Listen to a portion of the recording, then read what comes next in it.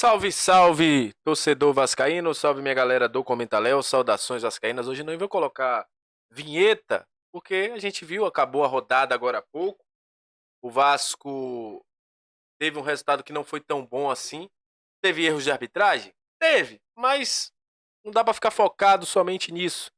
Porque o Santos venceu a equipe do Flamengo por 2-1, né? Tem a expulsão e tudo mais, mas enfim.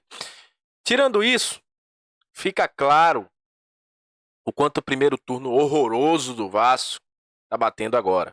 O Vasco foi a seu limite, tem 3, 4, 5 partidas, teve um mês horroroso, um mês de outubro, e tá pagando nesse momento pelo primeiro turno horroroso, pela falta de planejamento, pela forma que o Vasco trabalhou esse início de SAF, né, oficialmente, porque foi o primeiro ano de SAF do Vasco.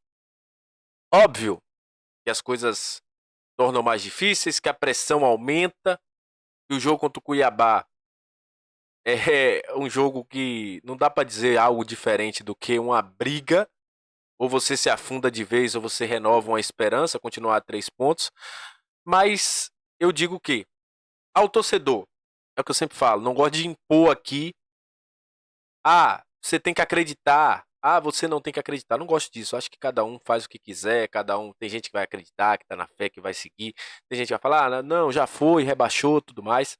Mas quem tem que ter vergonha é quem tá entrando em campo, é quem tá representando o Vasco.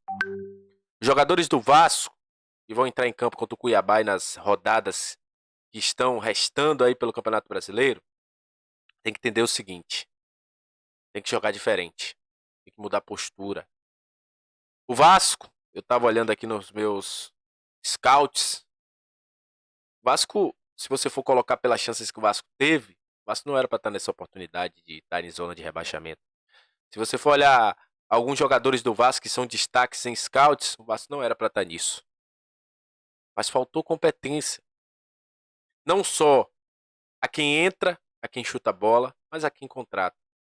Faltou ouvir lá no início do ano, falta um volante, falta um primeiro volante. A gente ouviu, não, esse time aí tá 90% certo. Acho que teve-se arrogância no momento de montar algumas equipes, de montar a equipe. Hoje, inclusive, a Força Jovem soltou uma nota falando contra o Paulo Brax. E acredito que a gestão de SAF desse Vasco nesse primeiro ano, mesmo que o Vasco consiga uma epopeia, um milagre nesse momento, para muitos estão dizendo que é um milagre o Vasco conseguir se escapar, o ano é desastroso. Eu vou falar isso agora porque não precisa eu chegar aqui no final do ano para falar independente do resultado. O ano é desastroso. Mostra o quanto a falta de humildade, a falta de comprometimento com o Vasco, fez o Vasco estar nesse momento agora. Nenhum torcedor imaginava que o Vasco ia estar brigando para não cair em 2023. Ninguém imaginava isso.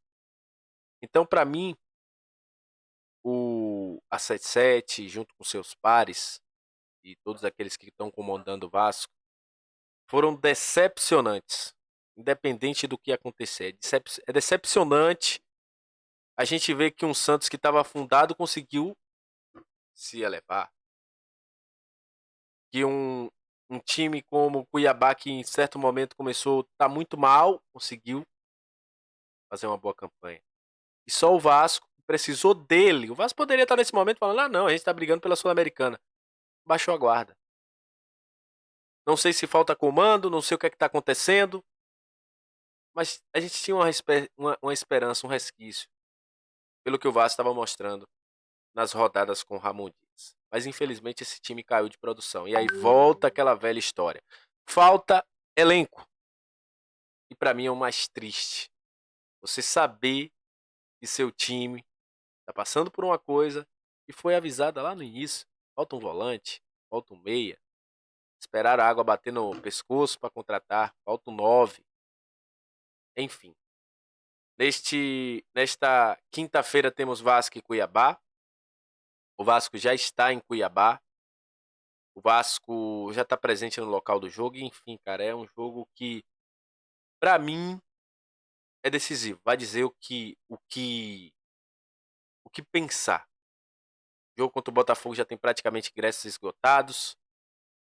E eu falo sempre, a torcida do Vasco, ela não merece a forma que ela é tratada nos últimos anos.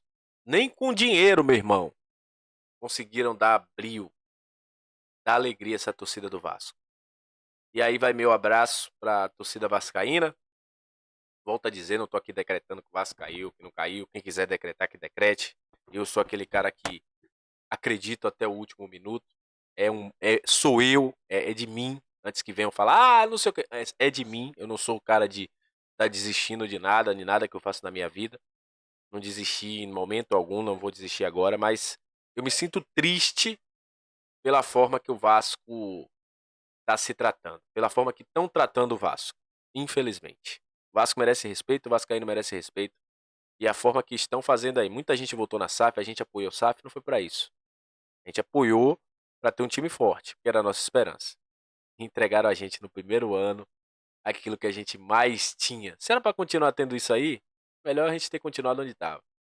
Mas enfim, tamo junto, Deus abençoe a todos e até a próxima. Valeu.